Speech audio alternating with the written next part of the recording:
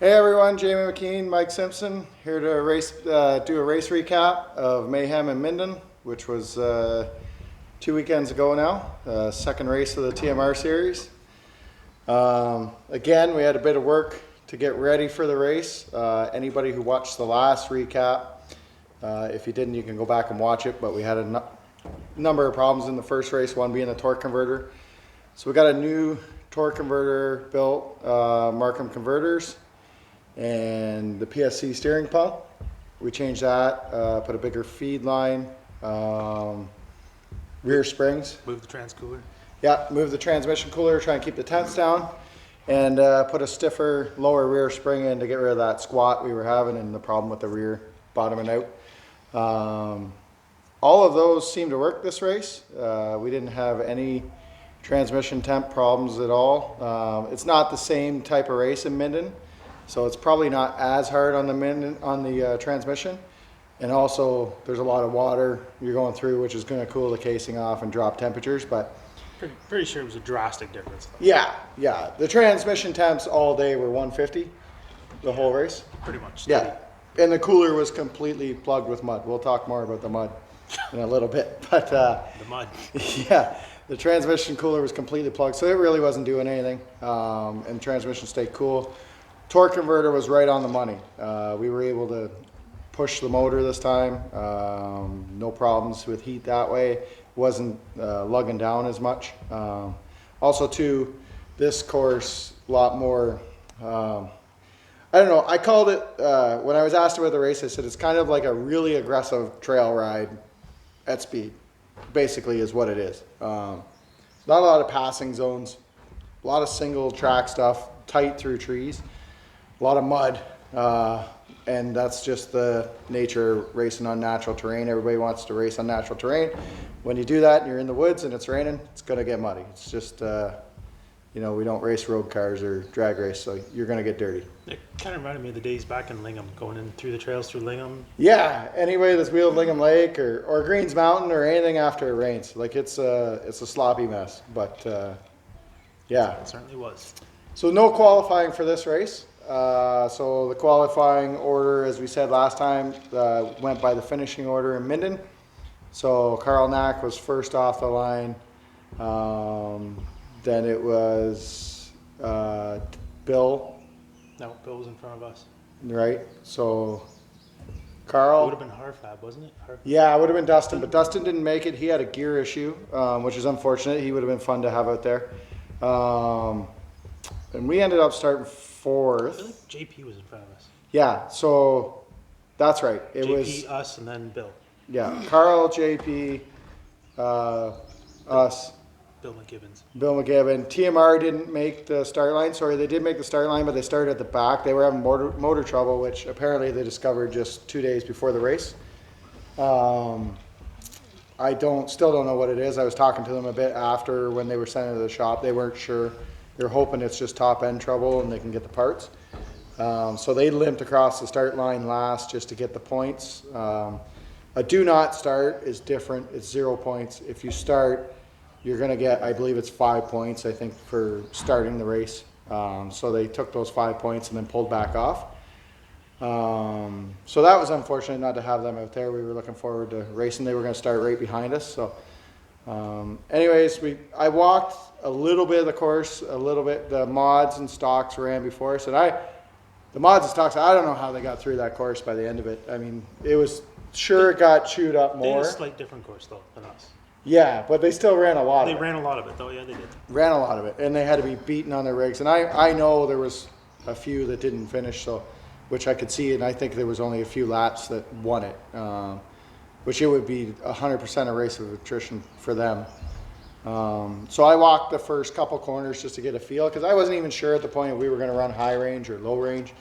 Never being to race place to wheel, I didn't really know what to expect. I walked around the first 2 corners and immediately knew it was a low range race. A lot more rock than I thought. Not like nasty rock where you can't get up it, but just rock where you had to be careful.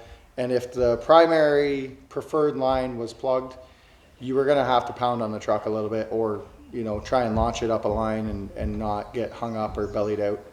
So a little bit more driving from that standpoint. Or make your own line through the woods. Yeah, at points. Yeah. So anyways, we get off the line. Truck's working good. First climb, hit it. That's when we knew the torque converter was good. We didn't really get to test it too much before, like under load. So first climb, we hit it. It launched up it, no problem. And it was like maybe 2-3 truck lengths long. So we knew the torque converter was working then. So we started our first lap. Carl left the line first, JP right after him. Very early into the first lap, there's a large drop off into a long water hole with like a vertical climb out of it. 2 lines out of it, one to the right, one to the left. And we get there, and JP, I think he must have tried to take the right line, because when we got there, he was sideways. It was JP. Oh, okay. Yeah. So JP was sideways in the water hole, kind of aiming up the right line, but he was kind of in between them. So I don't know if he slid off of a line or tried to take the right line and didn't make it. And then as he tried to back up, his spare tire carrier was embedded right in the bank behind him. So he was kind of in a Austin Powers hallway scene for a little bit. And he managed, we're sitting there in a line of, I don't know how many trucks at this point, like 4 or 5. We all started 30 seconds apart. So by the time we catch JP, who started second, Yeah, this was only 15, 20 seconds into the course. yeah, we're a minute behind him starting, but we've already caught him like 15, 20 seconds into the course.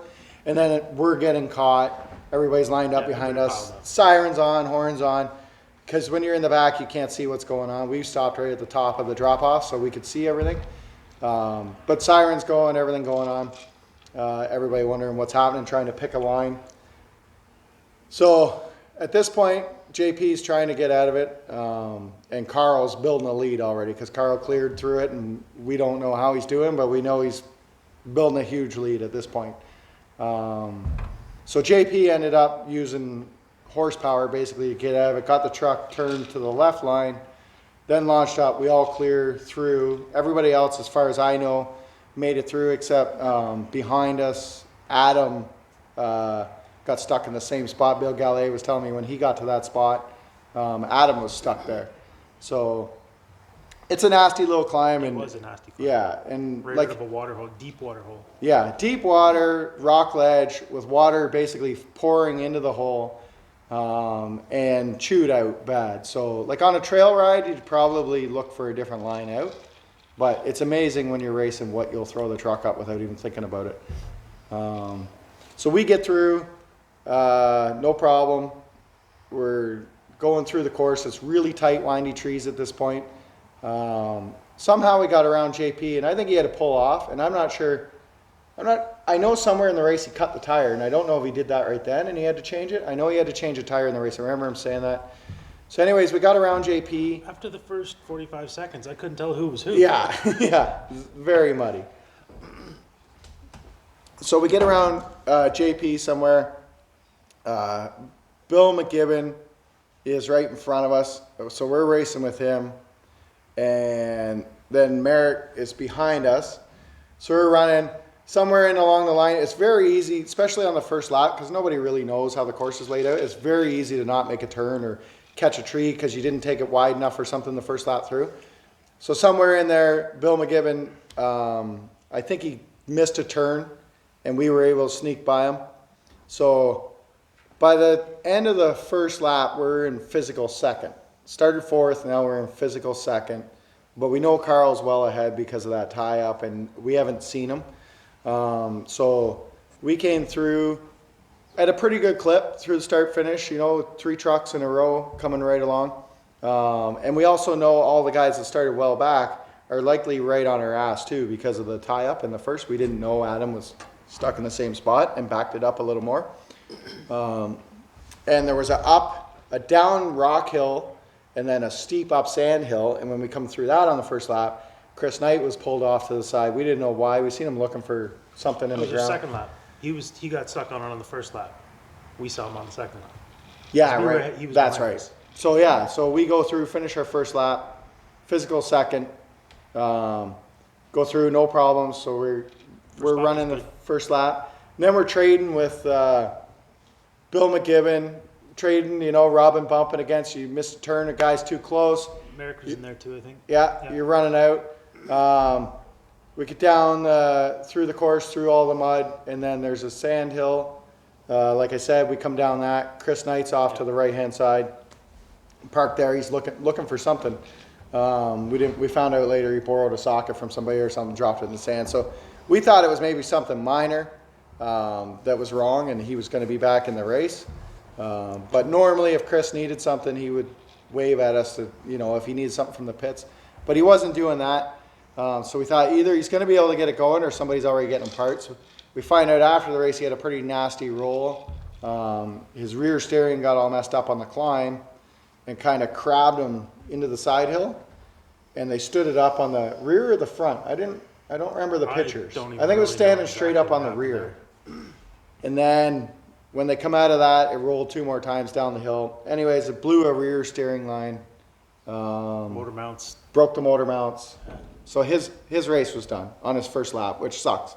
Because his type of truck, he's the one that has the rock crawler converted to TMR Racer. It's 4-wheel steer, planetaries. And he would have done well buzzing through those trees. Like, he would have been a hard guy to catch in the trees because it's not a speed course. It's more, don't make a mistake on a turn, and can you make the truck last? And a lot of super sharp turns. The trail would be running in, and all of a sudden you'd have to do a 90-degree turn through 2 trees. Yeah. Where he could excel at that. Exactly. A lot, 3-point turns were, you know, by the end of it, once you knew the lines, you could avoid some of them. But, you know, guys, old school rock crawling guys, and anybody with trail experience knows the hook the tree thing, and you can pull it off at speed pretty good. So we were doing that a lot. And then in lap Pull it 2, off at speed good until it hits your brake line. yeah, exactly. So lap 2, we're coming back to start finish. We're still in physical second at this point. Coming second lap through, we're still in second physically. And right at the start finish, just before the start finish, there's a series of rock, downhill, uphill, smooth rock climbs. And when we come through, just on the first downhill part, Bill McGibbon was right behind us. I hooked the tree on the uphill because I know he's pressuring us to try and get around, and I hooked it a little too deep, and it went in between the chassis and the tire. We think at this point, so I get hooked there, get messed up, back up. I made an error, so I back up far enough Bill can go by, because at this point, you know, I held him up, so I let him go by. And then he goes down the hill. We follow down the hill right behind him. And we think what happened when I hooked the tree, it went in and hit one of the flex lines and put enough pressure on it to cause it to rotate. The banjo bolt. The banjo bolt. Yeah. So we start heading down the hill. Bill misses the turn at the bottom of the hill, starts backing up the hill. We're coming down the hill. The brake pedal goes right to the floor. No brakes. So I go over the comms, Mike, no brakes. He thinks, we're sliding down the hill. The pedal is on the floor. There's no brakes. Every bit of fluid puked right out the flex line because the banjo bolt backed off. We slam into the back of Bill McGibbon pretty good. Dent the hood up, which I gotta give a shout out to Luke. He sprayed that up for us the week before the race because we wanted a hood that kind of matched the truck, so he got that done for us. But anyways, we put a little wrinkle in the hood, folded Bill's spare in, like shoved it into the rear quarter, down the rear quarter. Bill's such an awesome guy. He didn't know what happened. He thought he backed into us. He wasn't sure what happened. But anyways, he took off up the hill. He might have backed into us. Yeah, I think he was backing into us, but we might have helped. So anyways, right after that, there's a rock slab climb. And it's kind of like a long uphill muddy at the bottom, but then a bald rock at the bottom, at the top, that's part of a corner. And as you come up and come around, if you stay the inside, you can hook the trees. So you got to worry about that. A couple guys did that throughout the race. The trees got a little further away. So you can hook the trees and run into trouble. Or if you come up too long, the bald rock falls over the other side. It's like a breakover angle. And you can slide around that and get into trouble too, which on the first lap, we come around a little hot and lifted a rear tire. Not too bad, but enough we felt it. But we were coming in a little hot. It was the crowd was there again. So wherever the crowd is, that's where the pedal goes to the floor. So anyways, that corner, we got down pretty good by the end of the day. We were able to use the throttles, get around it. But so we come around it, no brakes again, another downhill, another uphill, another downhill. We pull in the pits.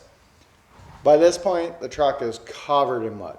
Like, We're covered in mud. yeah, the fire suits weigh 50 pounds. There's 3 inches of mud on everything. You're absolutely buried. So we get in the pits. Mike jumps out. I stay in the truck. Because at this point, we're thinking, oh, flex line's blown, brake line's blown. Something's blown that we're probably going to pinch off with vice grips and hopefully carry on. So Mike gets out. I'm hitting the brakes. There's no fluid left to see. And all the brake components appear to be physically fine. So we pop the hood, and we have dual master cylinders. So ours is a split pedal with 2 Willwood masters. So we're like, okay, the first thing we can do is look at the masters to see. Isolate it, front or back. Yeah, see if we're looking at front or back. So we pop the hood, then the problem comes, the masters, everything, again, 2 inches of mud on them. So we had water in the pits, so we got the water, washed them down as best we could, the masters, so we could pop the lid, not fill the reservoir full of mud. Check it, we find out it's the rear. Again, Mike starts looking at the lines right away. He goes down the passenger side of the truck, gets the rear flex line, everything's intact. You couldn't see shit. Yeah. I go down the driver's side, everything looks intact. I happen to reach down, grab the flex line. The bolt's still in, it's just backed off, and the flex line's loose. So we're like, okay, easy fix. But still, we had to fill the reservoir, bleed the brakes as best we could, tighten the banjo bolt up, bleed everything. So Steal Eugene's yeah, Gatorade. yeah. Me. Thanks, Eugene, Me. for stealing the Gatorade out of your cooler. So then we get that fixed, and we find, like, based on our lap times, we figure we're in the pits for 28 minutes. We lost 28 minutes figuring that out. So for us on a 2-hour race, 28 minutes, like, you're just not going to make that up. It's impossible. Unless everybody has a problem, everybody breaks. 10 minutes of that, I think, was getting out of the truck, and 10 minutes was getting back. Yeah, yeah. The After fires you're covered in that much mud. Yeah, it's and the not belts, the harnesses, window it's nets. not an easy Yeah. thing to do. I've said forever.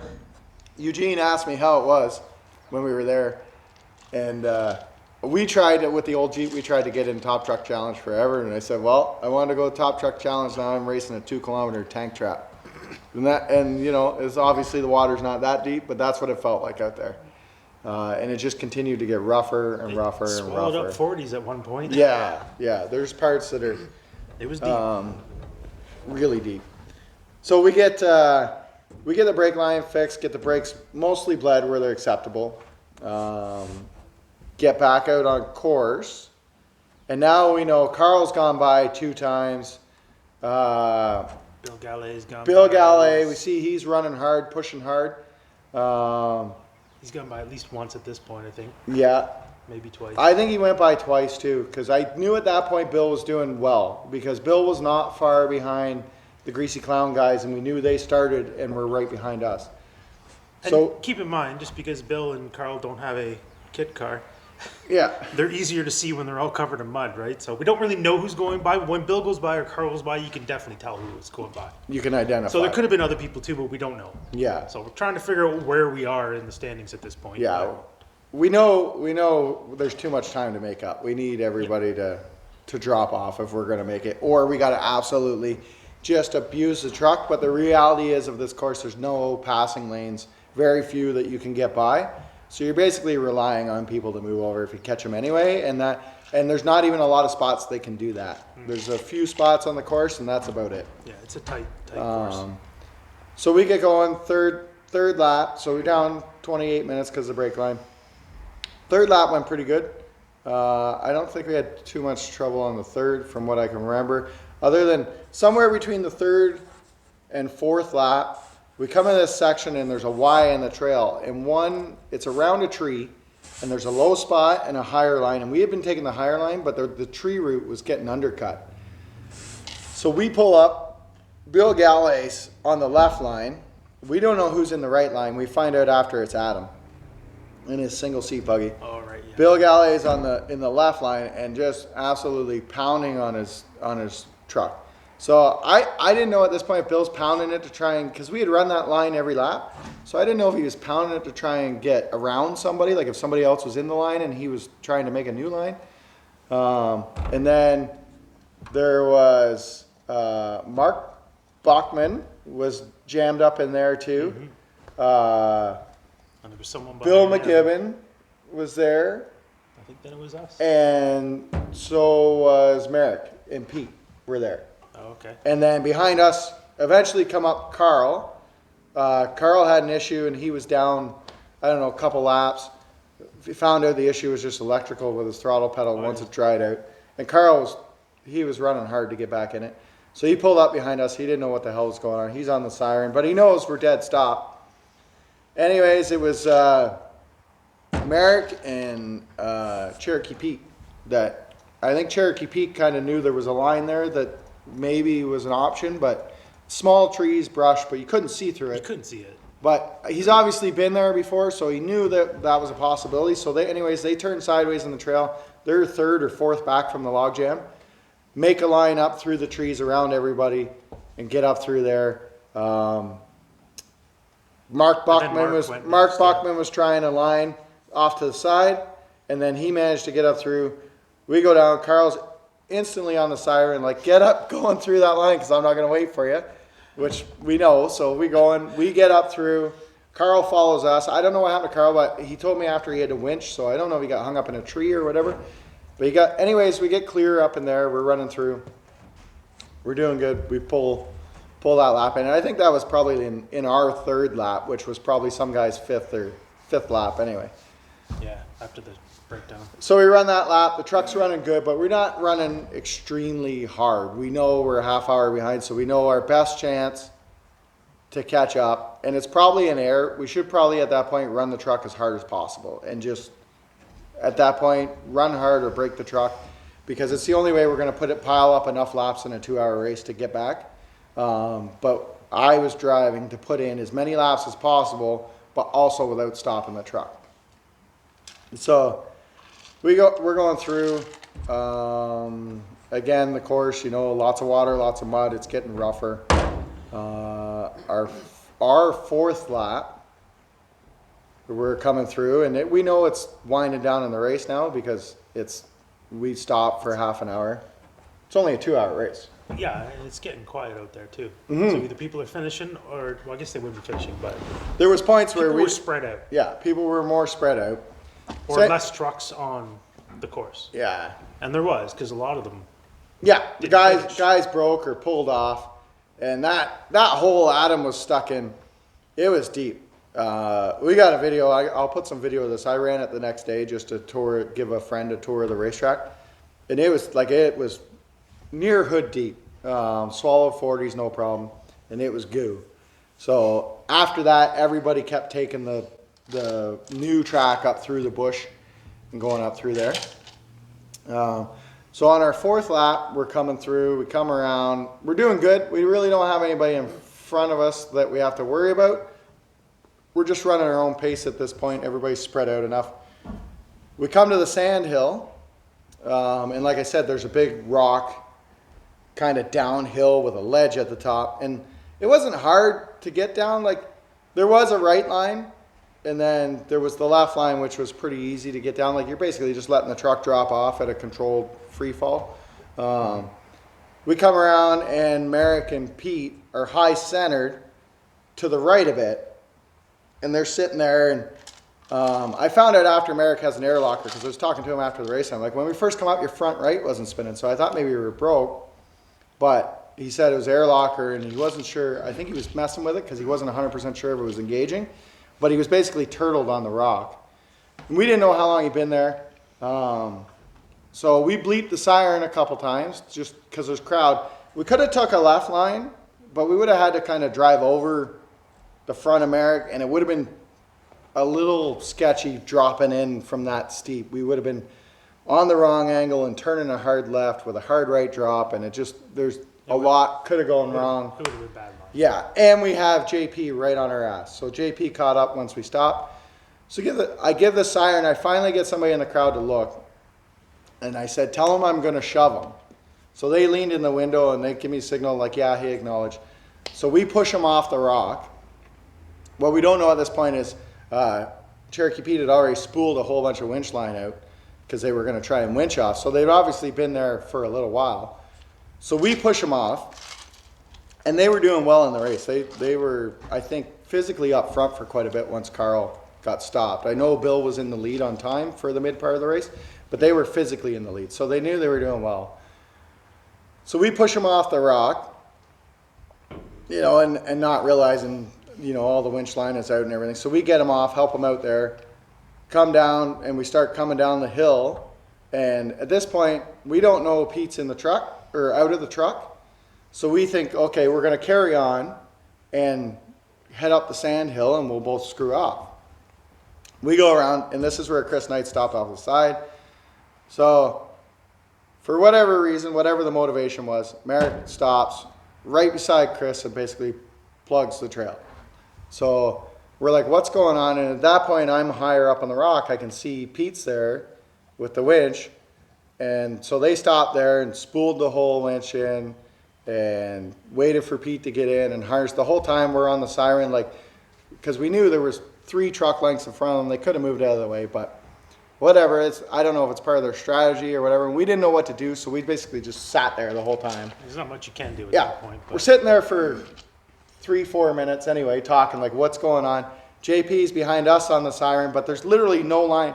The only line maybe to get around them was to launch over them and Chris Knight's rig, which was broken on the right-hand side, because they had it, basically the whole main race trail plugged. So I'm like, okay, well, I have no idea what the rules are here, what we can do about it. So we just sit and wait. We find out after, I asked after, and I don't have it from the race marshal, like the official marshal, but I have it from one of the organizers, that there's no rule against us literally just putting our truck against them and shoving them out of the way. as long as it's safe. Yeah, got to be safe, can't hurt anybody, we shove them. Which, I mean, I don't really think normally you're going to have that problem. Like, the unwritten rule has always been if you're caught, you're passed. And that's, at least that's how we've always understood. That's why the first race we talked about moving over so much when the truck was hurt. And, you know, our expectation was, okay, we push you off the rock, move over, we go by.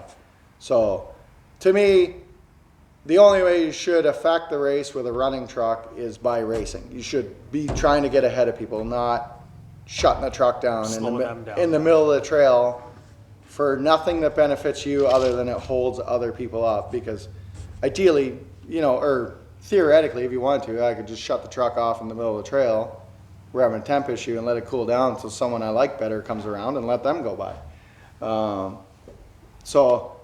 But we didn't know what the rules were. So I didn't know what we could do about it at the time in the truck. I find out after there's no rule against us, you know, motivating them to move a little harder, which I feel like you shouldn't have to do, but at least now we know we can do it, or we're going to clear it up with Eugene to make sure, like, because what we didn't want is to do it on the course and get black flagged. It's a race, after all. Yeah.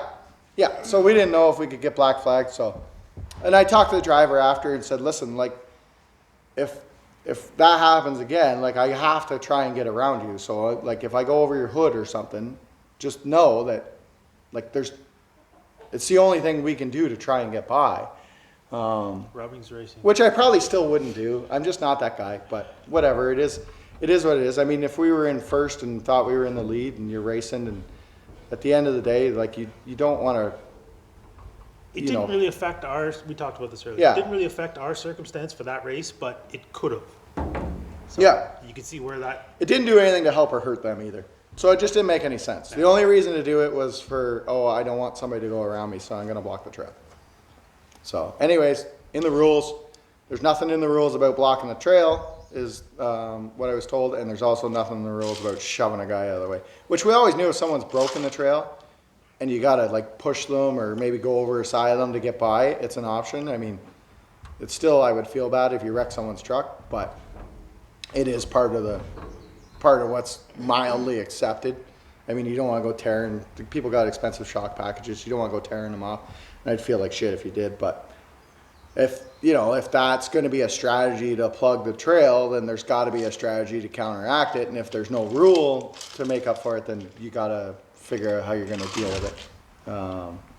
So we'll see how it pans out. I mean, I don't think it's going to be a common thing, but I've never experienced it. Like, even when we raced down Line Mountain and stuff, everybody was really good about moving over. It's the first time we've ever run into it, so I didn't know what to do. I'm like, The driver, I like the driver, he's a good guy. We drank beers with him all night before. I even had beers with him after the race when we were talking. We were shooting the shit, having beers. So, like, it's not like an animosity thing. I see that in stock cars where guys are getting pissed off throwing helmets. Nothing like that. It's just like, okay, what are the options within the rule?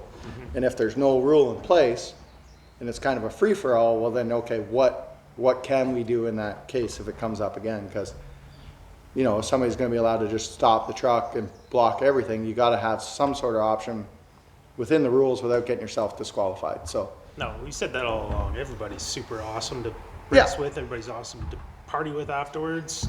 yeah, Great bunch of people, but it is a race. yeah, it's a race, you know, in every way. And some people want it's more, you know, some people want it more than others, but you got to out there driving hard. And I prefer to win with the driving, not by, you know, some sort of strategy that. Politics. Yeah, yeah, exactly. So, anyways, as far as I know, we got clearance now. Next time we can put a bumper on a guy and motivate him to move or try and move him ourselves. So, we got to clear that up with Eugene because ultimately he's the one that can black flag you or take you out of the race. So, we got to make sure. And I think now with everything open, there will be drivers meetings so we can ask these questions, which is I'm not trying to hide this. This is just easier down here. which is good. So anyways, we get through that lap, and now we know there's not much time left. We figure we can get one more lap in. We're trying one more lap. So we're out there running again, running good, but conservative but good. The truck's working good. We're not having to stop for anything. We get running. We come through this spot where we mentioned Adam was buried. We come through there, get up the top of the hill, heavy under the throttle up over the hill. We clear the hill, and it dies. Truck coughs, fires up, and I've experienced this once before in my off-roading life. The engine actually, and I don't know the specifics of what causes it. I don't know if it has to do with valve overlap, but I've only had it happen when you're running a bigger duration cam. Yeah, kind of has to. Yeah, the Really motor literally, when I let off, it coughed and fired back up in reverse. So they call it dieseling. Like dieseling can either be run on or when it fires up in reverse like that. So what it's doing is actually blowing exhaust gas pressure back out the throttle body in every other port it can get out and intaking it through the exhaust. Sucking through the exhaust. Yeah, so it's sucking it in through the exhaust and it's basically firing backwards and the motor's actually running in reverse. Yeah, oil buildup in the exhaust or carbon or whatever it can burn that just happens to burn. Usually it's unburnt fuel causing it, Yeah. but I mean, we were so hard on it. I mean, there's no way the other time I had it happen, it was in a rock crawl. This one, we didn't really know why it did it, but I knew the sound immediately, killed all the ignition, everything. At that point, it's going to run its course. It doesn't even need you doing anything. It's going to fire. Yeah, heat's firing it off, not the spark plugs. Yeah, it's basically running like a diesel. It's compressing it and firing it off of heat. Maybe that's why they call it diesel. There you go. So, anyways, shut it right down. Mike asked on the radio, "What's that? What was that?" And I said, "It fired up in reverse." Because there was smoke coming out of places that we didn't Yeah. know what. It wasn't normal. Mm-hmm. So briefly, we thought we possibly could be on fire too. Yeah, we weren't sure if there was a fire. Smoke was coming up through the tunnel in the floor. Yeah, and Jamie says we were just running backwards there. I'm sure of it. Yeah, And there's smoke coming up through the floor. So okay, get out. Yeah. Let's get out. yeah. So I say, get out and be quick about it because we could be on fire because there was a lot of smoke coming off the transmission area. But I knew by that, when the motor runs in reverse like that, there's a distinct whine. And I knew by that whine, I was fairly certain it ran in reverse. So we get out, look, there's no fire, but there is smoke coming from the transmission. But we also just finished coming through a water hole. And every other time we went through a water hole, we never stopped. So we stopped and we figured that was just steam and mud and shit burning off the transmission. So once we figure out there's no fire, nothing going on, Yeah, I fire. think you started the truck back Yeah, up. fire the truck, it stalled.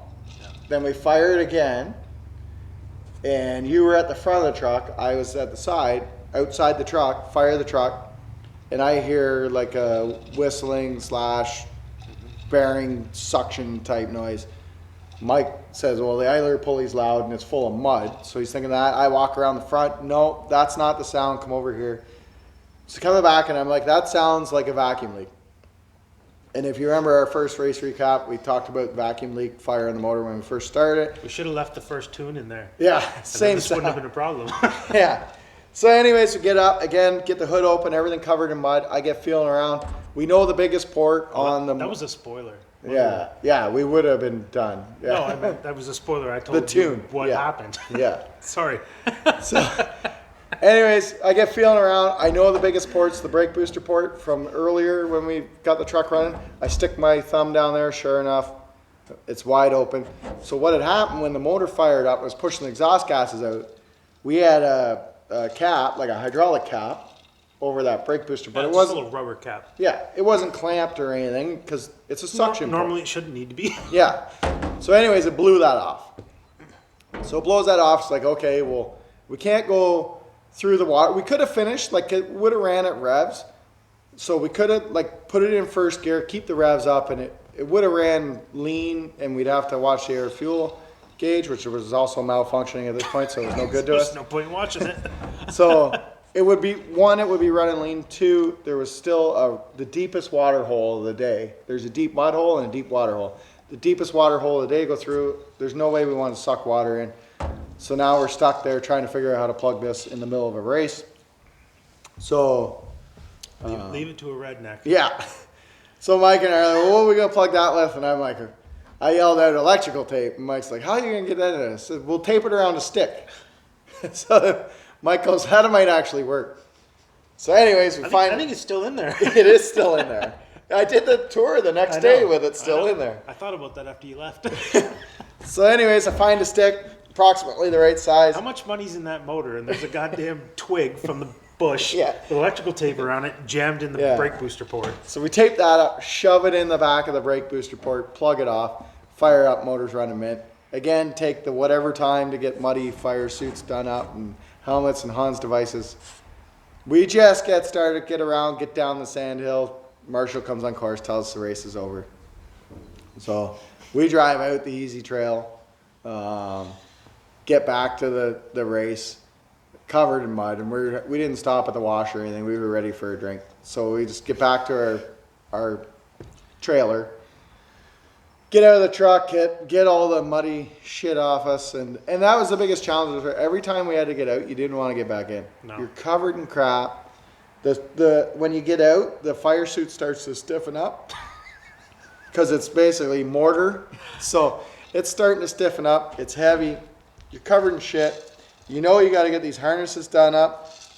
We run a PRP harness, which thank God there's the way they are, because I don't know how you would do up a small gap harness. Like the PRP, if anybody runs them, there's a lever you can pull and it opens the spring and you can loosen and tighten them. As jammed as they were with mud, you had to force them open. And if you had a buckle style that didn't have that spring roller, I don't know how you'd do it. Because when we get in, we're a big proponent of having harnesses super tight. So when we get in, we do everything up and we shove those shoulder belts down they're probably 2.5 inches short of being able to do up if you unbuckle them and try and get back in, just from the tension you put on them. Unless I sock it in. Yeah, then It's a bit easier. then it might be 5 inches short if you sucked it in when you did it up. So anyways, that was the crappiest part. Like every time we had to get out, You don't want to get back in. Getting back in the truck, yeah. So we get back, we have a beer, we're sitting around, and we're like, oh, Chris isn't still back. So Chris, is camped right beside us. We're still not backing. Chris used to be my spotter in rock crawl. He's my brother-in-law. So Chris Knight. yeah, So Chris everybody Knight. knows. So he helped us a long time. So we're like, oh, we should go check on him. So we borrow Glenn Page's side by side, come around, and just as we're coming into the pit area of the course, Pete's bringing Chris back out. So we're like, okay, good, he got out. And then so we pick our stuff up in the pits, go back to the pit. By that time, it's race time, or the race is over and it's drink time. So overall, the truck worked phenomenal. Stupid little things. Yeah. The motor firing up in reverse, which I don't know what you do. Like maybe we could have had the vacuum port clamped. Well, we're going to have to from now on, But- there may still be a little bit of a tuning issue there. We still need to work on that. Yeah, we got to get it back to the tuner. As we said in the first race recap, we didn't get to do the tune properly on There the was a lot dyno, of times we'd come down onto idle and it would which die, stall, yeah. which could be that VSS line that's not hooked to anything, Yeah, so we don't have a vehicle speed sensor because we're running turbo 400. because that affects idle. So we don't know if that's causing a problem or, it's not fine tuned. We got to get it back to Kevin at Champion Motors, get it tuned up, like final before the next race. Next race, August 21st in Shannonville. So we got to get it going before there because that's high speed. And now that the torque converter's right, it seems like the transmission's going to run cool. The motor, we know what the motor can do now because even though we were in low range, there was a couple spots we got to open that motor up. Oh yeah, that light was on, Yeah, shift light was on quite a bit. yeah. The It motor, was like an interior light at some point. the motor's fun. The motor likes to party. So, and if there's people, wherever there was people standing, they got to hear the motor as usual. So, I seen videos of other guys going through the same thing and they're just driving through it. But I don't know. People pay to get in, and as far as I'm concerned, they pay to see you beat on your junk. So, when there's people there, it's always happens and it's always going to happen. I'm going to hit the throttle a little more. So basically all we got to do to get ready for that, as far as we know, is wash the truck for a third time, get everything out of And it. probably a fourth. Yeah, probably a We fourth. haven't even seen what's inside the dash. Tear it completely apart. I remember a wave of mud / sludge hitting us that had to have gone all through the dash. Oh yeah, I'm sure your electrical is covered in shit. Yeah. So, yeah, to get ready for the next one, I feel hopefully the truck's finished both races. We're working out bugs. Yeah, and we're probably going to do that all year. But next race, I was talking to Mike, I said, we're going to push the truck next race. So the first two races, I really wasn't using the truck up. I was more just trying to, put in laps. First one, we couldn't do anything because we had the cooling and the steering problems. But so the first two, we've kind of just put in laps, try and feel the truck out, figure out. But the steering seems mint now. It's quick, it's responsive, it's not fighting me. So that gives me a lot more confidence. Torque, that pump definitely made a difference. yeah, the torque converter is on point. The motor And the bleeding too. Sorry to interrupt you. what bleeding? Bleeding of the steering system. Oh, yeah, We yeah. followed the PSC. Yeah, PSC Instructions. recommendations. You wouldn't believe how much air is in the steering system. We've always kind of cheated, not done it as long or as much as they say, but You think after a couple turns you got it all out of there, but no. yeah, when you're rock crawling, trail riding, you don't have to worry about it as much. But when you're pushing at speed, I don't know how many turns lock to lock and cycling the motor on and off. We were still getting air. Yeah. We were 30 minutes bleeding that system to get it all out after changing the pump. Yeah. Eye opening. It So if you- honestly was. If you change your steering pump, follow the PSC directions to bleed it, because you wouldn't believe the air that come out of it. I've been working on cars for ages and I could not believe that. So Yeah. got to happen in an everyday situation too. So So as far as next race, I think we're getting close to be able to push the truck. I figured we'd be at the end of the season, but the truck's driven out of both races. So as far as major stuff, I feel a lot more confident. Like, I feel safe in the truck now. With a new build, it's always hard to go out there and just fully commit, because you're like, what bolt did we miss? What weld didn't get done? What possibly could go wrong here at speed? So, and maybe not everybody. Some guys might just get in and checkers or wreckers the whole way, but I think probably one with a little bit with age, you're a little more, I don't want to say timid, but you're a little more conscious of what can go wrong. I think I've always been like that. You maybe, not me. No, and that's why you drive. Yeah. So anyways, that race, Mayhem and Minden, we finish. We're back at the trailer, everything. We're having beers, and Bill Gallet comes over. And first thing I said to him is, I think you got it, eh? And Bill, 100% to his surprise, he's No. like, no. Remember? No. And anybody that doesn't know Bill, Bill's a big bear, friendliest guy you ever meet until he's not. But he's a big bear of a guy. But from what we could see, Bill was having a good day. We found out later he stopped, and I think it was something to do with the ground, he said, but I don't know what it really was. We didn't ask him. But what we seen when we were fixing the brakes, again, because you hear Bill's truck go by, you can recognize it. And what we saw out on course, Bill was having a good day. He was pushing hard, and the truck was working. And in my mind, Bill had it locked up from what we could tell again on the course. And it's hard. You think you know what's going on. You really don't have any idea. But other than getting caught up where Adam was and he was in that undercut, we didn't see Bill making mistakes, and we didn't see Bill stopped. And we knew who had gone around us enough times. For the most part. We knew Carl was... When Carl got his truck running again, Carl was flying. Yeah, Carl was always flying. He left Sherry behind. And Really? yeah. I didn't know that. Yeah. So when he got back in, I think you know how somebody has, the good and the bad and the shoulder? Well, I think Sherry's the good. She was gone and Carl was beating the shit out of that I heard him car. joking about it, but I thought he was joking Yeah. about it. I don't think she was in the car after it got running again. Okay. He was driving the shit out of that thing. And, yeah, because he already had 4 laps in before he broke. So, he was well out in front. If Carl didn't break, I don't know who's going to catch him. Because of trail plugs. But then, you say that, but you catch trail plugs on a different lap, and they could slow you up, and somebody else get around. So you don't... That would have been the ultimate FU. Yeah. Yeah. We're bugging him about not going because it's mud, and he doesn't want to go because it's mud, but he goes, and then he kicks ass in the mud. It would have been the ultimate. Yeah, but what we said, the guy can drive, man. The guy can drive. It was funny when we showed up. Anybody that follows us on Facebook or follows the series or whatever, me and Carl were having a back and forth, and I was just teasing him about coming. I put a post up, Carl, you coming to play in the mud with us this weekend? And Carl had a one-liner, stellar. I laughed my ass off when he posted. It was something to the fact of, you didn't spend 4 years building a kit car just to race me. And I think that's verbatim, but I'm not sure. And Carl's referring to kit car, TMR chassis, which the chassis are all the same basically as a kit when you get them. So he's not wrong. The chassis is a kit. But it's a truck. Yeah, but ours is a truck. Everybody else is a car. It's a kit truck. So anyways, from there you take the chassis, you add what you want, and we're all Chevy side and different stuff. So everybody's is a little different, but he's not wrong in the chassis.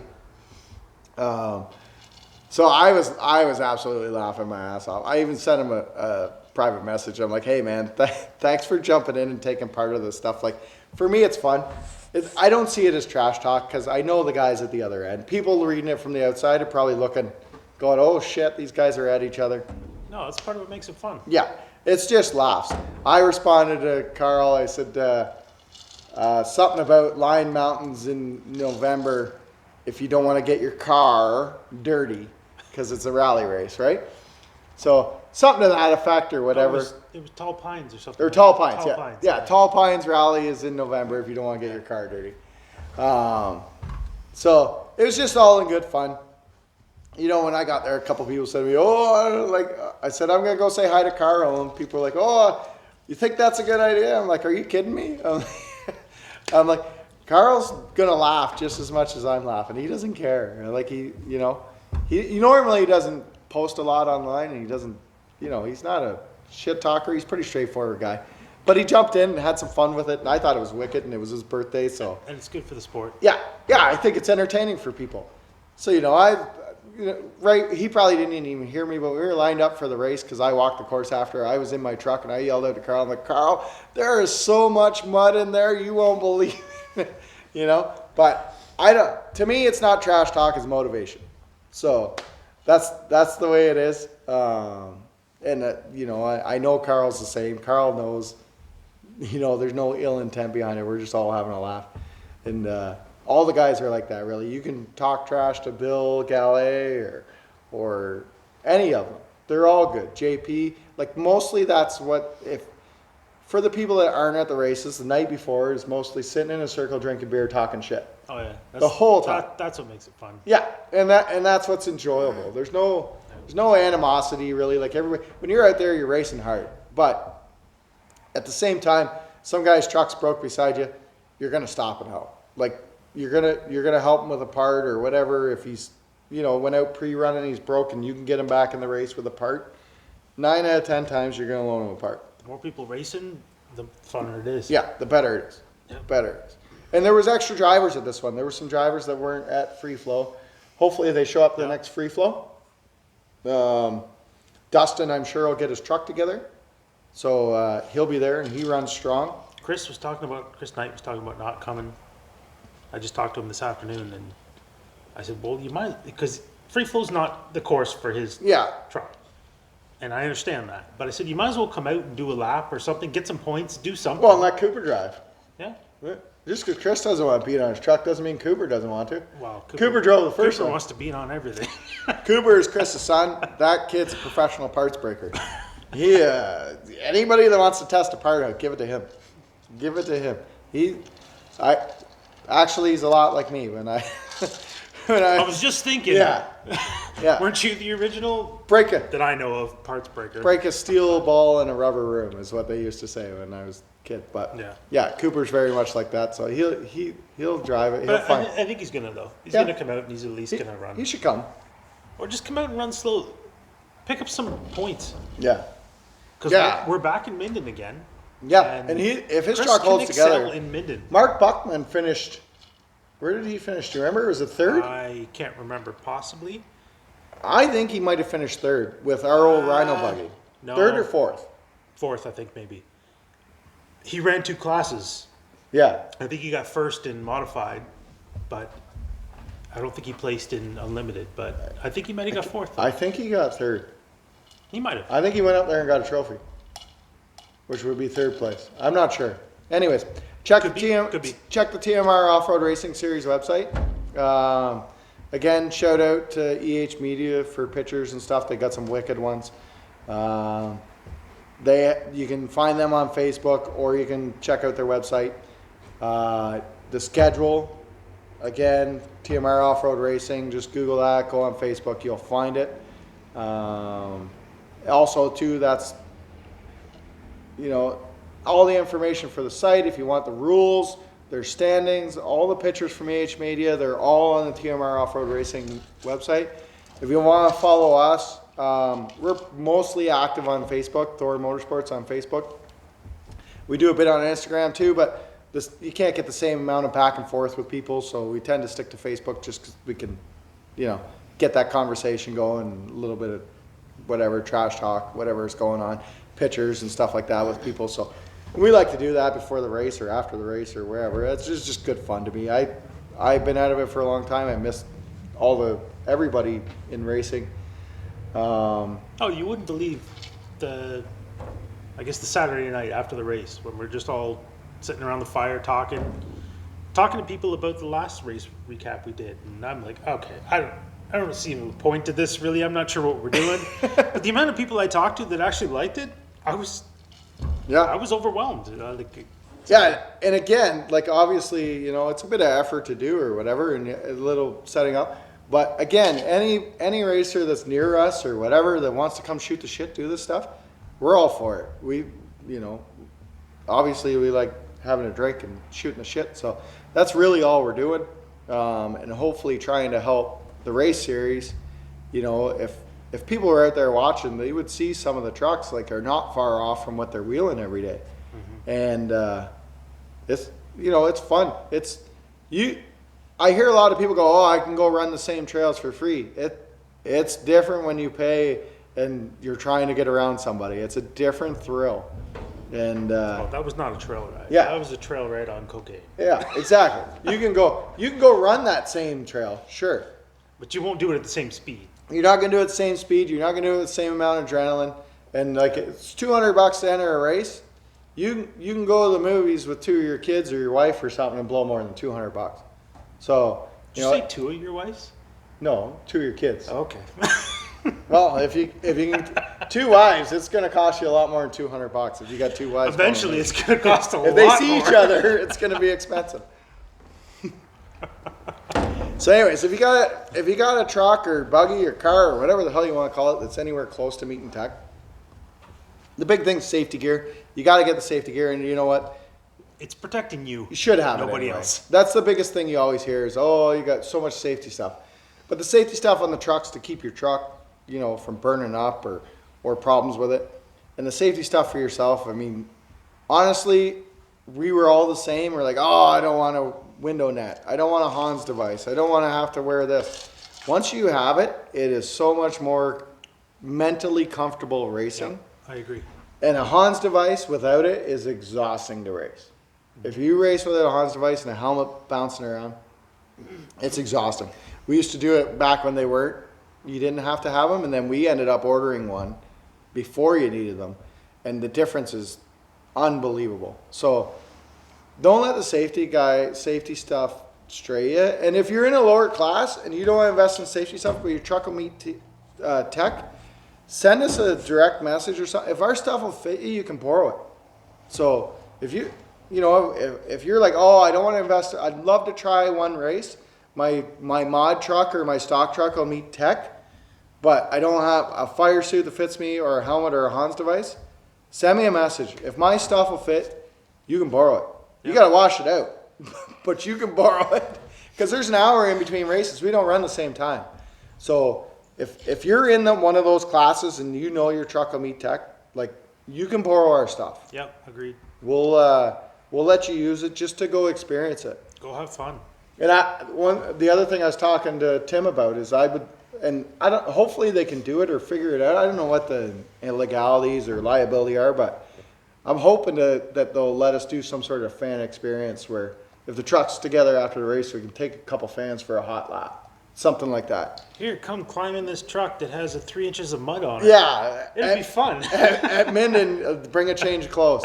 If you're a fan and you're coming to Minden, on the hopes that we can make that happen, bring a change of clothes. Because it's you're not getting through it without getting covered in Now, that mud. being said, Sean, your buddy, Yeah. you took out the next day.